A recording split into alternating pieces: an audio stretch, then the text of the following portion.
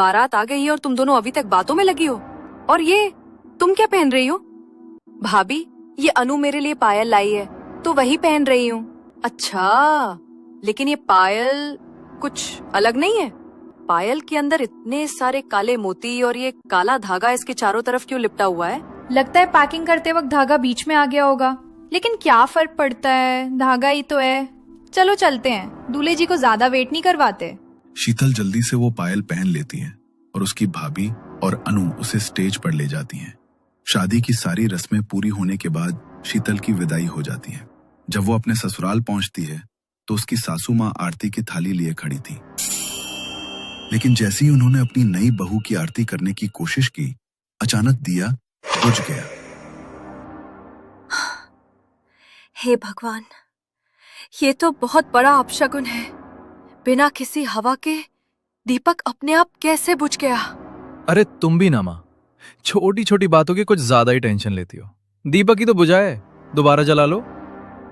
ऐसे माहौल में किसी को ज्यादा टेंशन ना हो, इसलिए अनीता ने दीपक दोबारा जलाने की कोशिश की, लेकिन काफी देर तक दीपक की लौ जली ही नहीं।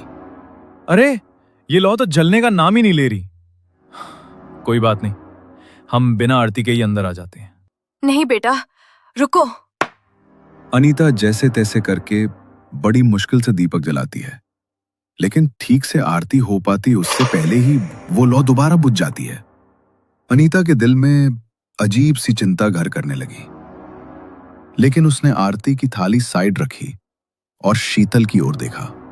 बहू, दाएं पैर से कलश को गिराकर घर के अंदर आ जाओ बेटा। शीतल बिल्कुल स्थिर खड़ी थी। उसने चावल से भरा कलश गिराया। ये तुमने क्या किया बहू? मैंने कहा था ना, दाएं पैर से। एक तो पहले ही मन बेचैन है, ऊपर से एक और अपशगुन। माँ, तुम्हें पता है ना, ये सब बातें मुझे बिल्कुल पसंद नहीं। अरे कलश ही तो गिराना था, अब दाएं से गिराओ या बाएं से, क्या फर्क पड़ता है? और वैसे भी हम बहुत थक गए हैं। रस्में पूरी हो गई हों तो अब प्लीज अंदर आ जाएं। अमन शीतल को लेकर अंदर आ गया, लेकिन उसकी मां का मन बार बार घबराता रहा। एक साथ दो दो अपशगुन ने उसे भीतर तक बेचैन कर दिया। शीतल अपने कमरे में घूंघट ओढ़े बिस्तर पर चुपचाप बैठी थी। थोड़ी देर बाद अमन कमरे में आया। अरे कम से कम अब तो अपने चेहरे से घूंघट हटा लो। शीतल ने अमन की बात का कोई जवाब नहीं दिया। तभी अमन मुस्कुराता हुआ धीरे धीरे आगे बढ़ा। उसने शीतल के चेहरे से घूंघट उठाया। वहां कोई और था, जिसका चेहरा पूरी तरह जला हुआ था और मुंह से लगातार खून रिस रहा था। उसे देखकर अमन की चीख निकल गई और वो नीचे गिर पड़ा। तभी उसके कानों में दरवाजा खुलने की आवाज गूंजी। उसने पीछे मुड़कर देखा तो शीतल हाथ में दूध का गिलास लिए कमरे में आ रही थी। ये देखकर अमन के पैरों तले से जमीन खिसक गई। अरे, आप इस तरह नीचे क्यों बैठे हो? क्या हो गया? तुम तो अभी अंदर थी ना, तुम बाहर से कैसे आई? क्या? मैं तो आपके लिए दूध लेने गई थी, मैं तो कमरे में आई ही नहीं। क्या? तो फिर वो कौन थी? अच्छा जी, तो मुझे डराने की कोशिश चल रही है। अच्छी तरह जानती हूँ मैं आपको, लेकिन इस बार मैं आपकी बातों में नहीं आने वाली। अमन को कुछ भी समझ नहीं आ रहा था कि अभी थोड़ी देर पहले उसके साथ क्या हुआ। वो हिम्मत करके उठा। शीतल ने मुस्कुराते हुए उसके हाथ में दूध का गिलास थमा दिया, लेकिन जैसे ही अमन दूध पीने लगा, उसकी आंखें चौड़ी हो गईं। दूध के अंदर अनगिनत कीड़े रेंग रहे थे और दूध का रंग खून की तरह लाल हो चुका था। क्या हुआ? आपने दूध का गिलास क्यों फेंक दिया? तुमने देखा नहीं, कितने सारे कीड़े रेंग रहे थे इस दूध के अंदर। क्या? कीड़े? कैसी बातें कर रहे हैं आप? ओके, आज का दिन बहुत हेक्टिक था, शायद इसी वजह से थक गए हैं आप। अब शांति से सो जाइए, कल आराम से बात करेंगे। ये बोलकर शीतल ने अमन की तरफ एक अजीब सी स्माइल दी अमन अब उसकी तरफ देख भी नहीं पा रहा था, इसलिए वो चुपचाप अपनी आंखें बंद करके लेट गया। लेकिन नींद उसे कहीं से नहीं आ रही थी। वो बार बार करवटें बदल रहा था। तभी उसके कानों में एक अजीब सी फुसफुसाहट की आवाज पड़ी। उसने आंखें खोली तो शीतल कमरे में नहीं थी, लेकिन फुसफुसाहट अब भी उसके कानों में गूंज रही थी। तभी उसे लगा कि बाथरूम के नल से पानी बह रहा है। वो धीरे धीरे उठा और बाथरूम की तरफ बढ़ा। दरवाजा आधा बंद था। उसने जैसे ही दरवाजा खोला, नल चालू था और बाथरूम के कोने में शीतल अपनी पीठ करके बैठी हुई थी। ऐसा लग रहा था मानो वो हंस हंस कर किसी से बात कर रही है। ये देखकर अमन बुरी तरह डर गया। शीतल, तुम यहाँ पर क्या कर रही हो और किससे बात कर रही हो तुम? जैसे ही अमन का आवाज शीतल ने सुना, वो अजीब तरीके से रोने लगी।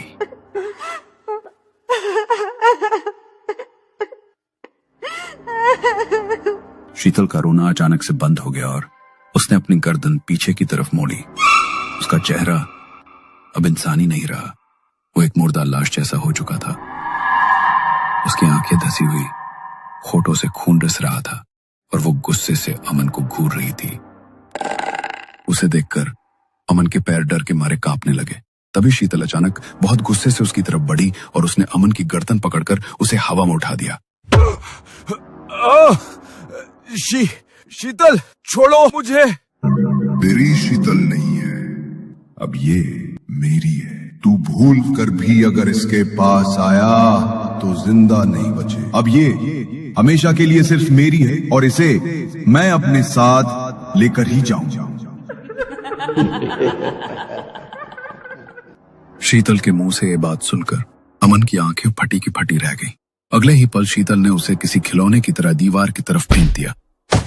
अमन के सर से खून बहने लगा और वो वहीं पर बेहोश हो गया। सुबह जब शीतल की आंख खुली तो उसने देखा अमन जमीन पर पड़ा है और उसके चारों तरफ खून फैला हुआ है। वो जोर से चिल्लाई तो घर के सब लोग कमरे के अंदर आ गए। देखो ना माँ, अमन को ये क्या हो गया है? ओह माय गॉड, भैया को तो बहुत ज्यादा चोट लग गई है। जल्दी से इन्हें हॉस्पिटल लेकर चलना होगा। वो लोग अमन को फौरन हॉस्पिटल लेकर गए। डॉक्टर ने उसे तुरंत इमरजेंसी में एडमिट किया। डॉक्टर ने कहा अगर आपको इन्हें यहाँ लाने में थोड़ी भी देर हो जाती तो इन्हें बचाना बहुत मुश्किल हो जाता। और मुझे तो ये समझ नहीं आ रहा कि आपने इन्हें इतनी देर से क्यों लाया। इन्हें तो लगभग 3 घंटे पहले चोट लगी है। क्या 3 घंटे पहले? लेकिन तब तो ये सो रहे थे ना। और अगर इन्हें चोट लगी तो मुझे पता कैसे नहीं चला? मुझे तो लगता है ये सब तूने ही किया है। जब से तूने इस घर में कदम रखा है तभी से अपशगुन पर अपशगुन हो रहे हैं। अरे ये क्या बोल रही हो माँ? अब इसमें भाभी की क्या गलती है? भाभी आप प्लीज माँ की बातों को बुरा मत मानना। भैया को कुछ हो जाता है तो माँ बहुत परेशान हो जाती है। अनीता शीतल की तरफ घूरती रही। 3 दिन बाद अमन को अस्पताल से डिस्चार्ज मिल गया। वो अपने घर आया लेकिन अब शीतल के पास जाने से भी डर रहा था। ये लीजिए, खाना खा लीजिए। कितने कमजोर लग रहे हो आप। मुझे तो ये समझ नहीं आ रहा कि आपको आखिर इतनी ज्यादा चोट लगी तो लगी कैसे? और अगर आपको चोट लगी तो मेरी आंख कैसे नहीं खुली? अमन की आवाज उसके गले में ही दब गई। वो इतना घबराया हुआ था कि कुछ बोलने की हिम्मत भी नहीं कर पा रहा था। शीतल ने उसे खाना खिलाने के लिए एक निवाला आगे बढ़ाया तो अमन ने डरकर उसका हाथ झटक दिया। अरे ये क्या कर रहे हो आप? और आप मेरे साथ ऐसा बिहेव क्यों कर रहे हो? अमन बहुत डरा हुआ शीतल की तरफ देख रहा था। शीतल ने फिर से थाली से एक निवाला तोड़ा और अमन की ओर बढ़ाया। इस बार अमन ने उसके हाथ से निवाला खा लिया। लेकिन तभी शीतल के पीछे एक भयानक परछाई उभरी। उस परछाई ने गुस्से से अमन की ओर देखा। अमन घबराकर पीछे हट गया लेकिन अगले ही पल वो परछाई गायब हो गई और तभी शीतल के चेहरे पर वही भयानक हंसी छा गई। अमन बुरी तरह डर गया। वो घबराकर उठा और सीधा कमरे से बाहर भागने लगा। अमन, क्या हुआ तुझे? तू इस तरह घबराकर कहाँ भाग रहा है? आपको देखकर तो ऐसा लग रहा है जैसे आपने कोई भूत देख लिया हो। एक तो वो डरा हुआ है, ऊपर से ऐसी बातें कर रही हो। सचमुच आजकल की लड़कियों में अक्ल नाम की तो चीज ही नहीं होती। अनीता की इस बात को सुनकर शीतल का चेहरा अजीब सा बन गया। वो गुस्से में अपनी मुट्ठी भींचती है और वापस अपने कमरे में चली जाती। ये बुढ़िया बहुत बीच में आ रही है, लगता है इसे रास्ते से हटाना ही पड़ेगा। रात को सब लोग सो रहे थे। अमन डर के मारे आज अपने भाई राहुल के साथ ही लेटा था। तभी रात के करीब 1 बजे अनीता के कानों में कुछ खटपट की आवाज पड़ी। इतनी रात का है ये, कैसी अजीब सी आवाज आ रही है। अनीता बिस्तर से उठी और बाहर की तरफ बढ़ी। आवाज किचन से आ रही थी। जब वो किचन पहुंची तो देखा कि खिड़की खुली हुई थी और शीतल खिड़की से बाहर देख रही थी। वो हंसते हुए किसी से बातें कर रही थी। इतनी रात को ये खिड़की खोलकर किससे बात कर रही है? अनीता की आवाज कानों में पड़ते ही शीतल अचानक शांत हो गई। उसने धीरे धीरे पीछे मुड़कर देखा। उसका चेहरा अब किसी मुर्दा इंसान जैसा लग रहा था, बिल्कुल सफेद और आंखें काली धसी हुई थी। अनीता ने यह रूप देखते ही जोर से चीख मार दी। ये तुझे क्या हो रहा है बहू? अनीता समझ चुकी थी कि उसकी बहू किसी ऊपरी साए की चपेट में है। उसने अपने हाथ में पहना रुद्राक्ष का ब्रेसलेट निकाला और हिम्मत करके शीतल की ओर बढ़ी। वो ऊंचे स्वर में मंत्र का जाप करने लगी। तभी शीतल ने गुस्से से उसकी तरफ देखा।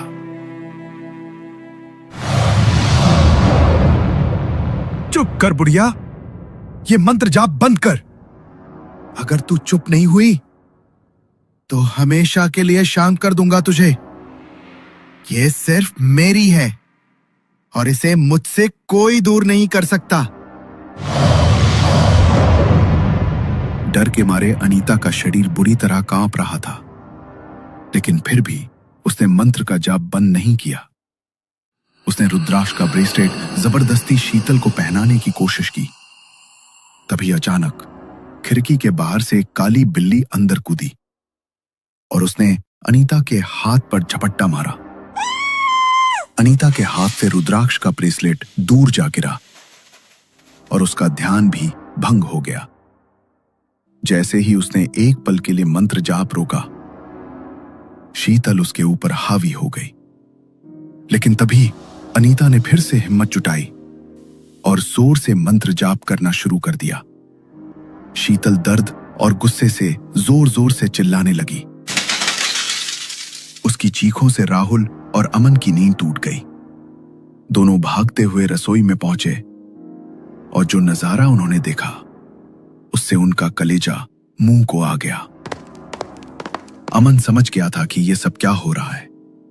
उसने देखा उसकी मां का रुद्राक्ष का ब्रेसलेट जमीन पर गिरा हुआ है। उसने तुरंत उसे उठाकर अपनी मां के हाथ में पहना दिया, लेकिन जैसे ही ब्रेसलेट अनीता के हाथ में गया, शीतल ने उसे जोर से झटक कर दूर फेंक दिया। तभी राहुल बिना समय गवाए घर के मंदिर की तरफ दौड़ा। उसने वहां से गंगा जल उठाया और शीतल पर छिड़क दिया। गंगा जल का स्पर्श पाते ही शीतल जमीन पर गिर पड़ी। उसका शरीर बुरी तरह कांप रहा था और फिर वो बेहोश हो गई। उन्होंने तुरंत उसे उठाकर कमरे में लेटा दिया। ये सब क्या हो रहा है? क्या हो गया है ये भाभी को? मुझे तो पहले दिन से ही कुछ गड़बड़ लग रही थी। बहू को कुछ तो जरूर हुआ है। एक के बाद एक अपशगुन हमें इसका अंदेशा दे रहे थे। तू तो बहू को इतने सालों से जानता है, तो क्या आज तक तुझे इस बारे में कभी पता नहीं चला? जब तू सब जानता था कि उसके साथ ये सब चीजें होती हैं, तो तूने उससे शादी ही क्यों की? नहीं माँ, ये सब उसके साथ पहले से नहीं था। ये सब शादी की रात से शुरू हुआ है। जरूर उसी समय उसके साथ कुछ हुआ है। उस रात भी शीतल पर एक आत्मा हावी थी। उसी ने मेरा वो हाल किया था। लेकिन मैंने आपको इसलिए कुछ नहीं बताया ताकि आप परेशान ना हो जाओ। मैं आज सुबह बाबा के पास भी गया था। उन्होंने मुझे कहा कि कल अमावस की रात मुझे शीतल को उनके पास लेकर जाना होगा। उससे पहले वो कुछ नहीं कर सकते। क्या अमन और उसका परिवार अमावस की रात तक शीतल को बचा पाएगा? या फिर शादी के समय जिस अंधेरे साए ने उसे अपने जाल में फंसा दिया था, वो अब उसे अपने साथ ले जाएगा? जानने के लिए देखिए अगला एपिसोड।